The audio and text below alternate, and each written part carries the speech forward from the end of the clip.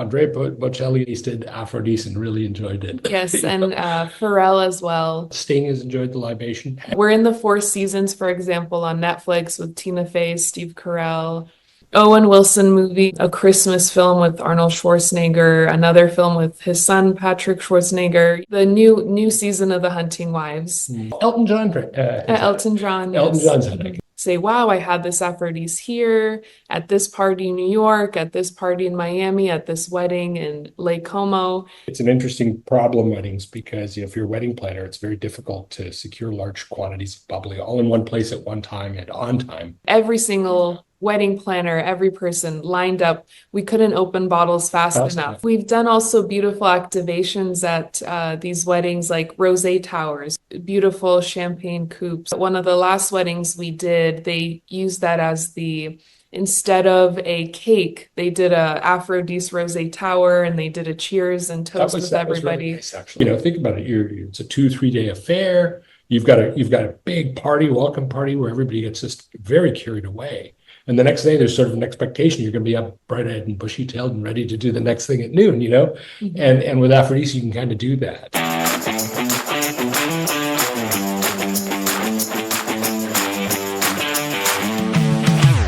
Welcome back to Flavor Report, part of dailyovation.com. My name is Joe Winger. Today's conversation is returning guests from Aphrodise Sparkling Wine, Gabi Petrylaite and Frank Schilling. Welcome back. Thanks for being here again. Thanks for having us back. My pleasure. We had a lot of good feedback from the last episode. People loved hearing about your story and how you discovered this sparkling rosé. And so I'm looking forward to diving back in. And as I always like to start the episode, what is the most important message the two of you want to share with our audience today? Take it away. Well, Aphrodise is, it's a growing brand. And, we couldn't be more enthusiastic about the brand, meaning, it's something we really care deeply about. And we're passionate about moving it forward. It's interesting how big a ship it is to move forward, to create a market for a singular product, singular vertical brand like Aphrodise in the liquor spectrum it's a big job, and it's a lot of hard work, but we're having great fun doing it. And I'm telling you, it's like one of the most rewarding experiences when you see how people receive the product. I mean, that's what I would say. Yes, exactly. I think so too. We get a lot of nice feedback on the way it makes people feel afterwards. They don't get the crazy hangover effects because Aphrodise is low in sugar and yeast, so it has a little bit less of that effect, like champagne does usually for people. So they can celebrate and drink more of it and day drink in the sun and the heat, or at celebrations like weddings and parties and events. And they don't feel exactly. They don't feel kind of, awful the next day. When we started Aphrodise, we literally started from a cold start, from absolute zero.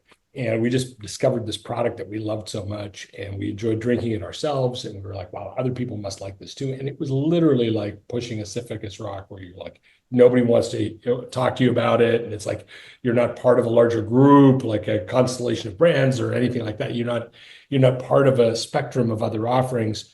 It's very hard to get visibility and attention. And now we're at the point where the phone rings every day. People understand the product. Oh, I've seen this. I've heard about this.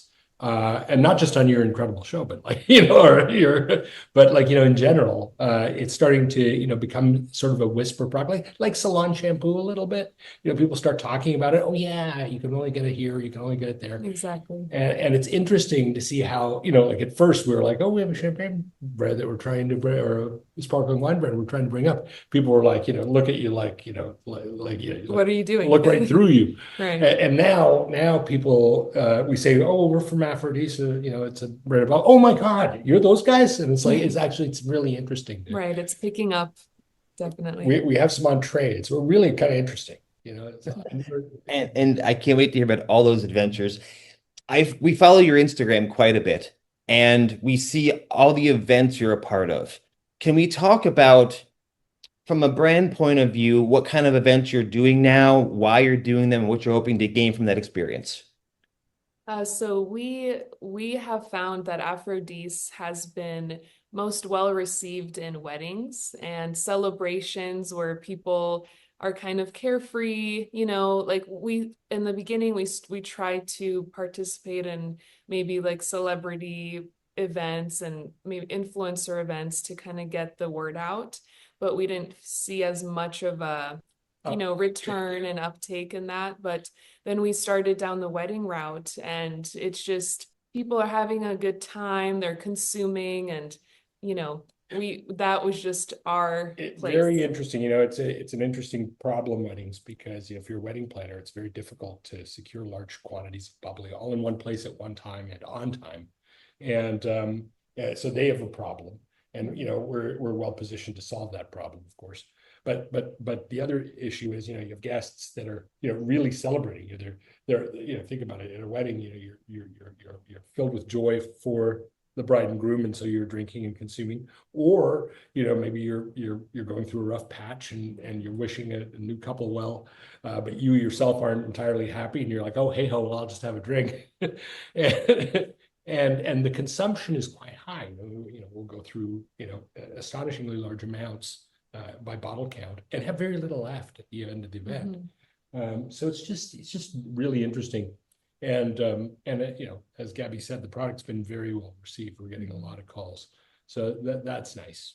That's something that we're really kind of pivoting towards to help us in our distribution, because traditional distributors just don't have the time. We have to kind of make the market and channel on our own almost, if you know what I mean. So something I remember from our first conversation, I believe you said your drink is the color of love. Remember that back then? Ooh, Gabby, really that's is. Gabby's quote. Yeah. Is that right? There you go. Correct. Well said. We had a good memory. Yes. Well, because it stood out so well. And so it almost everything's what hindsight is 2020. So from a business point of view, and you touched us a little bit, but I'm hoping you go deeper into the wedding aspect.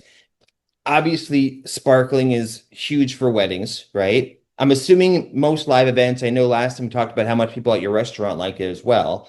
But it's very actually funny enough. So now there's a second restaurant in our market there in the Cayman Islands where they're actually using it in fairly large quantities in a mixed drink they have a almost like a slushy drink that they serve on the beach, but they use Aphrodise as a primary ingredient, and it is selling really incredibly well.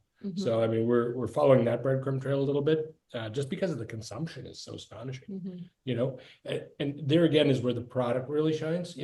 We're in the business because of the way it makes us. We didn't get in this business and say, oh my, well, just for the fantasy is you're going to get incredibly wealthy and fabulously wealthy selling your product. But the truth is that's you've got to sell millions of bottles to really get fabulously wealthy. So in the absence of that, you were in the business because we discovered it makes us we can drink a lot of it. It makes us recover well. And we hear that from people who drink Aphrodise. We haven't empirically validated it. We don't want to make any false claims, but there's something to it. Where there's smoke, there's fire. I can drink a lot of this and I can bounce back really well. And we get that from other people. So that's why we're in the business. And at a wedding, think about it. It's a 2-3 day affair. You've got a big party, welcome party, where everybody gets just very carried away. And the next day, there's sort of an expectation you're going to be up bright-eyed and bushy-tailed and ready to do the next thing at noon, And with Aphrodise, you can kind of do that. So I think that's one of the reasons words started to trickle a little bit in that. You mentioned the slushies. I think I've seen other cocktails from the Aphrodise brand. Can we talk a little bit about what have been the most popular cocktails and who chooses the cocktail name, what's in it, the ingredients, and what have been some of those more popular cocktails? So our most popular one, I'd say, is called the Aphrodini. It has grapefruit mixer and Aphrodise. So it's kind of like an Aperol spritz. It's very spritzy and light. So that's been enjoyed on many rooftops and by the pool, and it's very, very easy to drink. Grapefruit and Aphrodite. Yeah, pink grapefruit, actually. Pink grapefruit, yes. Is what they've been using. And then the other one, I don't know what goes in the one that goes into the slushing machine. It's like basically they have like elderflower syrup, and then they have the slushy mix and Aphrodise. And yeah, it's 75% Aphrodise, and there's some other Yeah. juice compound or something that they put in it. Mhm. But it's not syrupy like crap. It's like it's a Yeah, well-made drink. it's well made. And they make quite a bit of it. They run through, you know, the better part of like, you know, 3 cases. It's a big beach Yeah. club on the Yeah. beach in Cayman, so with connected to a hotel, so it goes, you know, many people go there. Yeah, all it's the very, time. very interesting to see how that is going. We want to try to syndicate, get that recipe and see if we can syndicate, because it's so well received. People really like it. Are you considering the RTD route at all? They're ready to drink the cans? We are. The problem is bottling it effectively or canning it effectively, because we Right. don't have a canning line where we package. Where, you know, there's little logistic issues with bubbly and doing it right. Mhm. We could, you know, we could cut. So we don't want, one of the charms of Aphrodite is the way that the bubbles form naturally during the process of making it. Mhm. So we could take a, you know, a distilled still compound and then carbonate it, but we don't want to do that. We want to, because we're worried that maybe again, this goes back to validating why people feel the way they do after. Mhm. Exactly. It could be that the process with which we make the bubbly is part of the reason for the recovery factor, and that if we carbonate, that we don't get that same you know, virtue. Mm, We don't mhm. want to ruin a good thing, you know what I mean? Absolutely. So let's pretend somebody watching is in the early stages or middle stages of planning their wedding. Hmm. Is there such a thing as the right wedding and or the wrong wedding for Aphrodite? I don't think so. I think, well, the weddings we've done in the past were about from 200 to 350 people. So like, you know, medium, large sized. And for both of them, we sent 500 bottles. Which is almost a And pallet. right, like a whole pallet. And You know, 10 by 10 square kind of. Exactly. 10 by 10? No, sorry, not 10. Standardized pallet. Right. 4 by 4, 4 by 4 by 4. And then at the first one, there were only 9 bottles left after 2 days. So Incredible. 500 bottles sent, Yeah.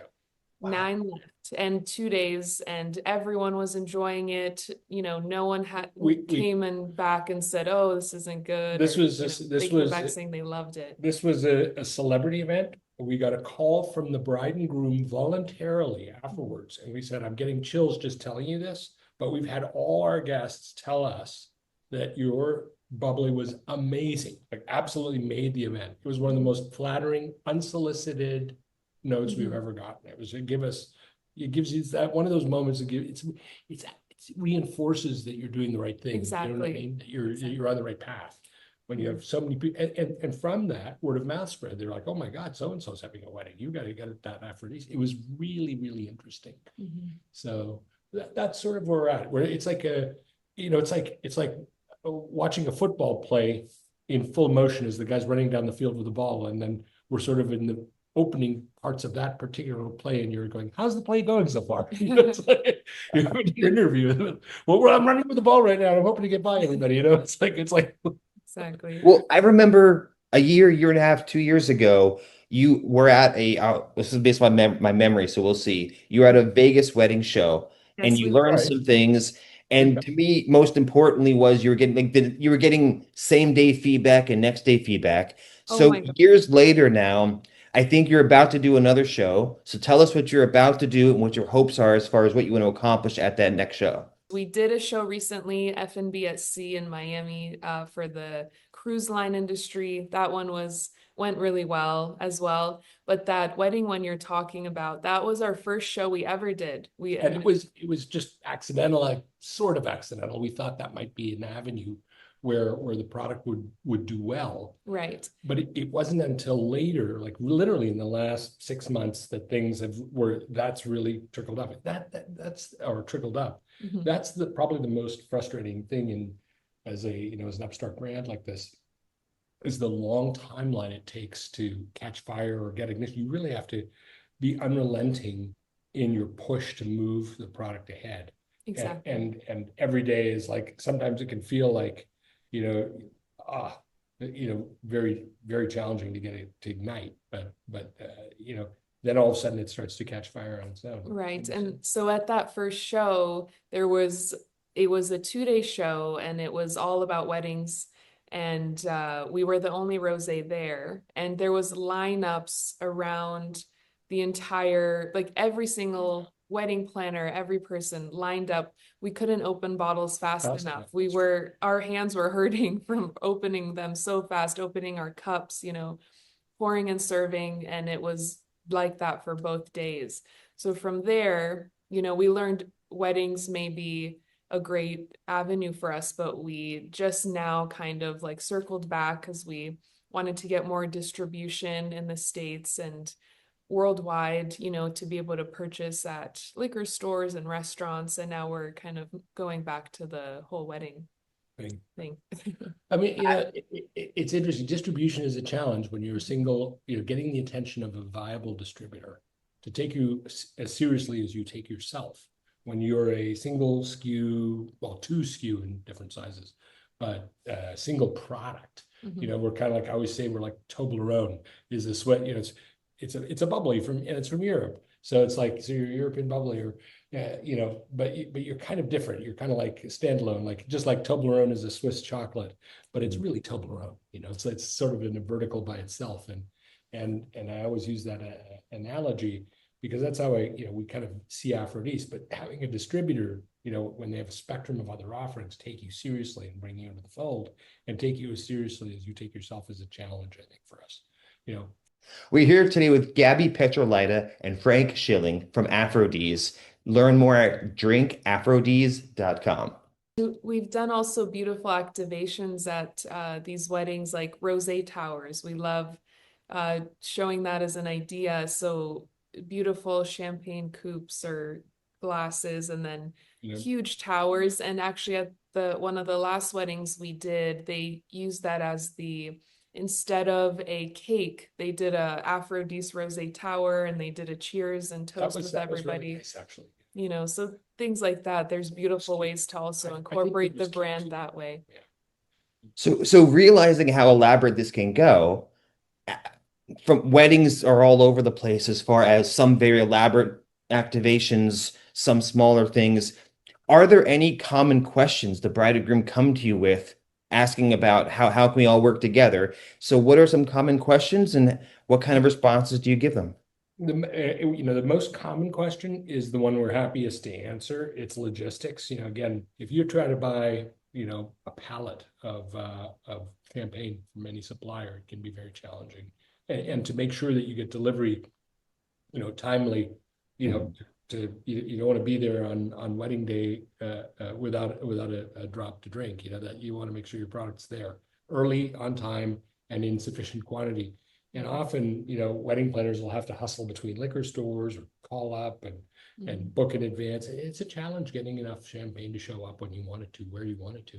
So we solve that. That was probably the biggest question we get asked is, can you deliver? Can you make sure that they're on time? Do you have enough quantity that you can deliver? And because we're the manufacturer and because we can kind of plan our logistics in advance, we can make that happen. And we're very good at logistics. I mean, that's another thing. We take that seriously, obviously.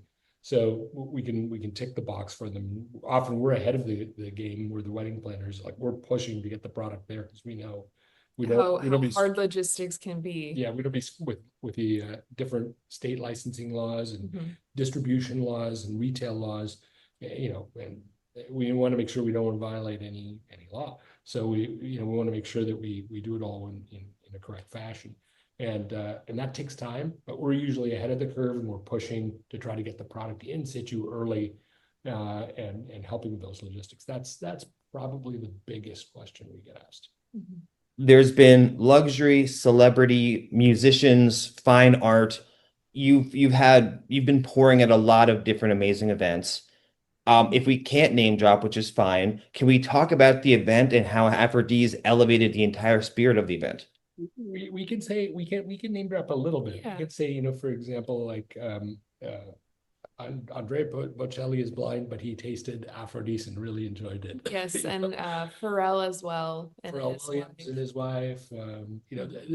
There are many others who've enjoyed Sting has enjoyed the libation, has enjoyed many glasses of the Mhm. libation. So Mhm. I mean, it's a real thing. It's actually kind of, it's like, wow, I Sting know. drank Aphrodite. That's like cool. It is kind of, like, we're kind of these aw shucks simple people at the end of the Right. day, just like you, who kind of started from very simple, very, very humbly, and we care about this product. And so it's really interesting to see, it come to life and have people. Elton John has had it. Elton John, Elton yes. John's had it, I can say honestly, in London at a special function in London, and he thoroughly enjoyed it. So there you go. I love it. I think oftentimes, for me at least, drinks can fall into one of two categories. Very transactional, very like a Jack and Coke kind of a thing, just, not a lot of emotional resonance behind it. And then you have other drinks where it heightens the event, it becomes part of the memory. Can you talk a little bit about how, from a branding point of view, from a message point of view, from the two of you, to me, when every picture I see on your Instagram, it just there's a lot of emotion behind it. And I'm curious how much of that is strategic versus just the life you guys live and how Aphrodite is a part of that. It's very, very difficult. I think it's difficult to be disingenuous or not genuine and carry that off for a long period of time. We kind of live our lives pretty honestly. And the Aphrodite story on Instagram anyway is really Just honest sharing of what's going on, yeah. We don't really stage a lot. But I think from a branding perspective, we kind of go through word of mouth a lot because people genuinely share. They say, wow, I had this Aphrodite here at this party in New York, at this party in Miami, at this wedding in Lake Como. And then they share, and then we just collect those contacts and really reach out to that. So, and then we try to share that through Instagram as well, that kind of natural growth and Hmm. honest sharing. It's very rewarding, I can tell you. The weddings piece in particular. The first big wedding we did, we were going to send the bride and groom. We're friends of the bride and groom, acquainted with them, I should say, and not friends. And we were going to send an elaborate gift. And we thought to ourselves, well, the best gift we could give them is do a really good job for them with Aphrodite and just offer that to them to see if it's something they'd be interested in. And these are people who can, buy any brand of bubbly they want and don't need to take our product. But they kindly and graciously said, we'd love you to provide that. That's wonderful. And then they were surprised by how much we sent because we understand, the consumption dynamic a little bit. And we even at that one, I remember we saw at the end of the events, the staff like wheeling out Aphrodite, stealing it, like, bottles. So, oh my gosh. Dolly, they were like, oh, Yeah. this is good. And we were like, they didn't know we're the Aphrodite people, but we were like, oh, you guys take it to your families, It was nice. Oh, So, and to have that sort of just nice words spoken and have them remembered so fondly. There's nothing there's nothing we could have bought them. These people have whatever they, there's no bauble or thing we could buy them that they'll have a stronger memory of. And to put a tattoo on their memory like that, so they'll remember what we provided. It makes us feel so good. I'd almost do that part if I could do 10 weddings like that a year. I'd do it for free. It's almost like it makes you, it's like better than giving a gift. You know what I mean?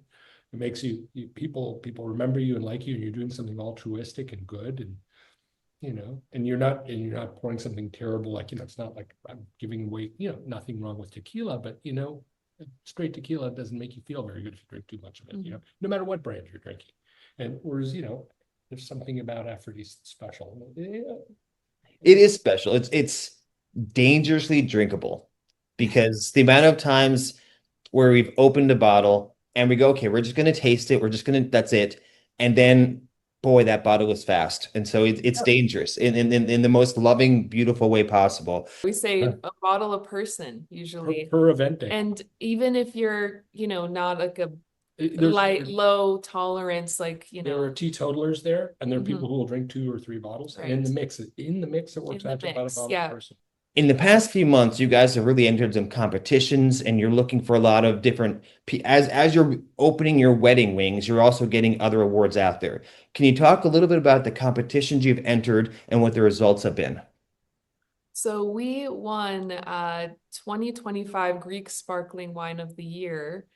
So that was a big deal. That was amazing. We also won a few others. We won gold in, those wine ranking Decanter, was it? competitions. No, it was Wine Enthusiast. And the 2025 one was through the New York International Wine Competition, which is a big one. We've covered the behind the scenes of competitions, and when you find out the level of judges and the panelists they have, and the level of scrutiny as far as the blind tasting and the different levels. So the fact that you won, I mean, that's truly a world-class type of an announcement. But in the last year, in the last 12 months, I think we've won 5 major awards. Continuing on with our conversation today with Gabi Petrylaite and Frank Schilling from Aphrodise. Learn more at drinkaphrodise.com. We're talking about the weddings on Aphrodise as a great placement for a wedding.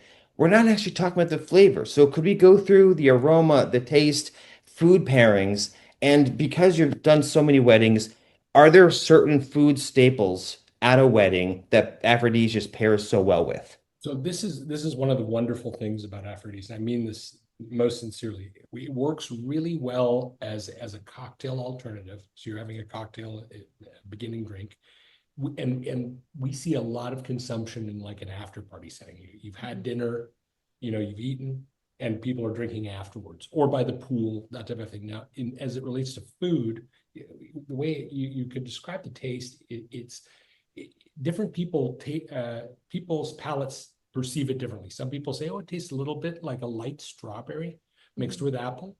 And other people say, and to me, actually, I taste cherry on the nose. Like Right. it has a distinct I do as well. cherry and apple, actually. Cherry and apple. So some people say light strawberry and don't taste the cherry. Some people, depends on your palate. It's kind of interesting. And then, very crisp on the nose. Nice, clean finish.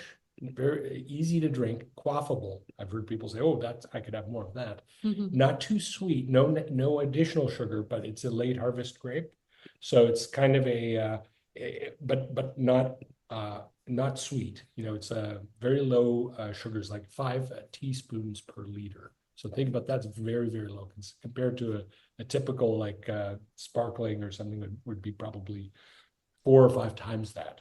So to put the sugar in context, and then for food, it works really well with fruits. I have steak at Mykonos. Yeah, Steak steak. Club. Maybe some light fish, white fish. Usually it's just light. It's just a very light, refreshing drink. So things that would go with. I wouldn't drink it directly, with the food to wash it down, so to speak. I mean, not that you wash it down, but as a compliment.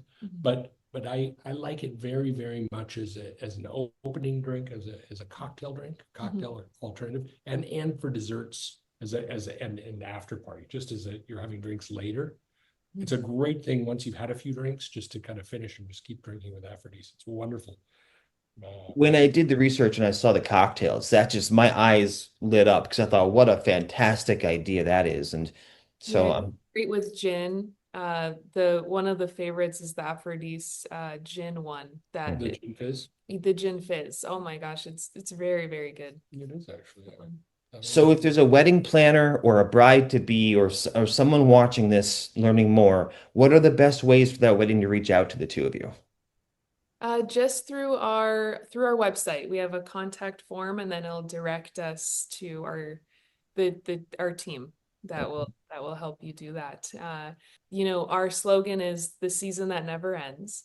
So for going into weddings, we want Aphrodite to bless the relationships that never end. I feel like that's a beautiful way to kind of contribute to weddings. And that is, I mean this completely sincerely. Are you a poet by chance? Like, do you have that? No.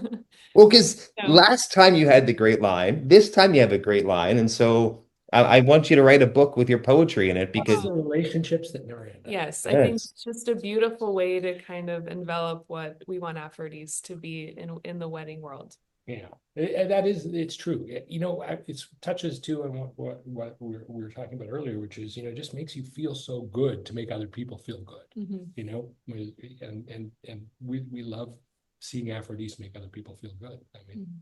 that's the greatest gift. We can't stop doing Aphrodite, running the product because of that. Mhm. You know, Oh.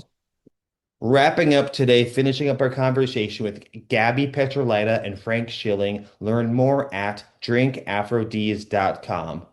you know, Oh, we've been doing still doing marketing with TV and film. oh yes. So we are going, so, you know, we have a lot of works in the pipeline where Aphrodise is placed as a product used, not like you know, kind of, you know, very, it's very natural feeling, like they're using it a part of You'll the see the scene. label. You'll see the label. You see the label, it's getting poured, it's getting used, and in big scenes. So we have, you know, names like we're in the Four Seasons, for example, on Netflix with Tina Fey, Steve Carell. You could, if you, it's on episode 2 and 4, I think. They're drinking Aphrodite there. We're in the Hunting Wives. The new season of The Hunting Wives. We're in we're A, in a movie, Wilson movie. Owen Wilson movie with about Rolling Loud. Hmm. We're in a Christmas film with Arnold Schwarzenegger, another film with his son Patrick Schwarzenegger. You know, lots of names like that. Real films. Mhm. How many have we been? There's about 50 in the pipeline. So, and they'll, you know, productions take A a long long time. So the So, but next you're going few to start to see years, it'll look like, wow, they're sure doing a lot in the movies. but All of a sudden, but was it's something already, we've been yeah, working on for a long time. It's a right, long pipeline to fill. And exactly, it takes a long time to start waterfalling, but right. then it'll start falling.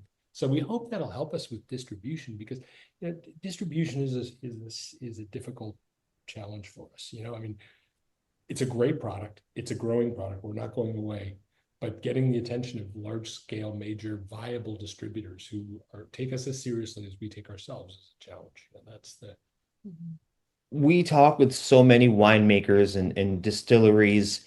Can you just share a moment about how on earth you landed such a Hollywood piece of? I mean, that's absolutely remarkable. I think so many people would love that. How did you guys actually accomplish it? so. Yeah, there's a company that Gabby went yeah, to SMU yeah, in Dallas. She took brand marketing. I did. One of her classmates Mhm. started a company that works in that space. Mhm. Actually, it worked in a different space, and then Mhm. he wound up Working in that company. working in that And company. now and then when they saw the Instagram and all of these, they reached out and said, we'd love to Help you help your out, brand, and so you know. we started the breadcrumb trail with them, but then we really went deep. Mhm. And to Gabby's credit, I'll tell you, this is really her. And it it's not just the cost of getting into these shows. It's it's something we do really well, which is logistics. So the Mhm. logistics of getting, like, think about what it entails to get your product into a movie. You've got to Mhm. make sure that it's incredible amounts of shipping. You know, Exactly. you're constant. It's a giant shipping undertaking where you're constantly moving your product to the set. Oh my God, we've run out. You have to get it there again, and you have to take so to the point, the frustration we felt having people take you as seriously as you take yourself. You have to take, as a wine producer, you have to take the film shoot as seriously as they take themselves. You know, they may call you 4 or 5 times, and the first time it's a novelty. Believe me, when somebody says, "Oh, I want to put you in a movie," the first time it's a novelty. But if you ship like 4 times per shoot, and then you have to ship over like 50 shoots, Mhm. like, and you think about that's an incredible amount, exponential amount of shipping, duties, logistics and handling, local cartage. Mhm. You know, it's really it's a lot. But now in the film world, we're getting recognized, you know, so They know the when prop we get masters. pitched to prop masters and the teams, they're like, oh yes, that pink bubbly that we saw at another shoot, you know, a few months ago, or Yeah, so it's getting, you you know, you have to show up. around. A lot of people will show up once or Mhm. twice, but Mm. time three they're like, nah, I've done that, you know, Mhm. or it didn't work. Mhm. We're like dogged in our pursuit of sticking with it, and that doggedness pays off. That's the secret. But it's, it isn't, freedom isn't free, as they say. It's not free. You have to, the logistics of showing up it's an incredible hurdle. I love that. We had I known the Hollywood part earlier, we covered the American film market, which was in the middle of November. And a lot of that was talking with producers, and we are trying to highlight the responsible side of production. And they all bring, I mean, logistics and the schedule, the budget, etc. And so this kind of ties in nicely with the fact of how responsibly you take both the flavor as well as the logistics of delivering that, because Hollywood unfortunately has a reputation. I think it's untrue, but there's a reputation for being more sensational and less responsible. And sharing about your opinion of them, and I don't know, maybe will we see either of you on the big screen anytime soon? Is Hollywood in your future? Hollywood has Yeah. been very, very good to us. We love it. Yes, I mean, yes. we love show business. We understand the power of media and entertainment, Mhm. but And the power of showing up, like you said. yeah, you have to show up. Okay, that's the secret to success. And if you look at every great actor, they could be the biggest personality, a lot of things, but 5 a.m. call time, they show up. They have to be there. That's their duty, and they're part of the job, and we show up. Gabi Petrylaite, Frank Schilling, thank you so much for your time today, making huge splashes in the world of weddings, making awards and competitions, getting out there, getting known, and now Hollywood on the big screen. Once again, to learn more, go to drinkaphrodise.com.